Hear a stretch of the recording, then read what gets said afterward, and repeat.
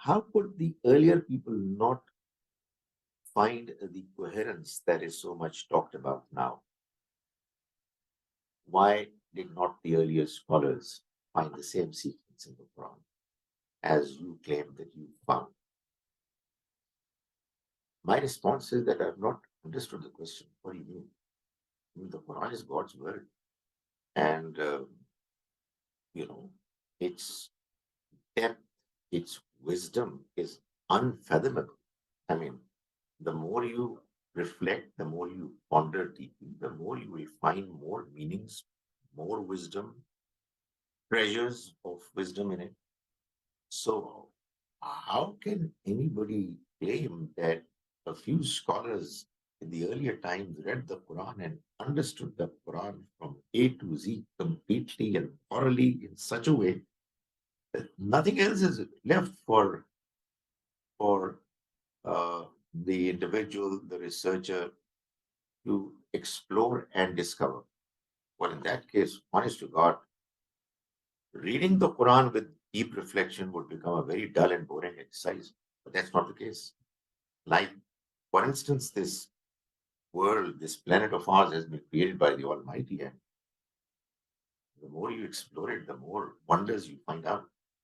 So why should this case not be with the creator's text, his own word? It's absolutely the same way. You find that the Quran is surprising you pleasantly by offering you more and more wisdom. And coherence and its wisdom is a part of it. Uh, I'll just give you an example. I mean, you know, not that I'm really greatly fond of this idea. It really is a very striking, wonderful thing that you learn from some scholars who say that if you look at the number of words used in the Quran for a certain subject, at times this count is startling. Actually, I had an experience with a student of mine.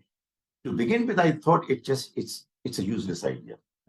Quite the same way as some people think that coherence is a useless idea. So, there are many scholars who claim that if you make a count of certain words that have been used in the Quran, you'll find that their numbers are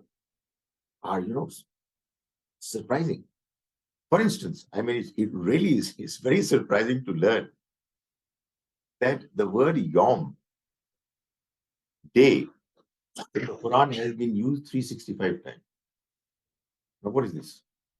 A student of mine came to me and he said, "Look here." I said to him, "Look here.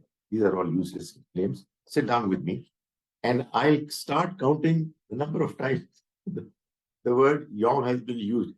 And lo and behold, it was 365. And I said, "I'm sorry. Probably they have a point." So my point is that, if somebody makes a claim, just look at the claim. Why do you have to say that what is being claimed is not a good idea, or why should this claim be made? I mean, just go investigate, try to find out, and you might find that, to your surprise, it may turn out to be correct. I mean, the number of times the word man and the word woman have been used in the Quran is the same. The number of times the word Jannat and the word Jahannam have been used is the same. I mean, the Quran that was compiled and gathered and revealed over a period of 23 years, coming together and, presenting such surprising, startling revelations, realities is indeed very interesting. I may not be directly interested in this idea. How can I reject it?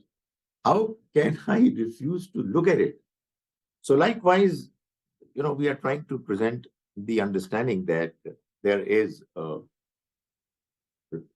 coherence in the Quran, which makes a lot of sense, provided you care to look at it.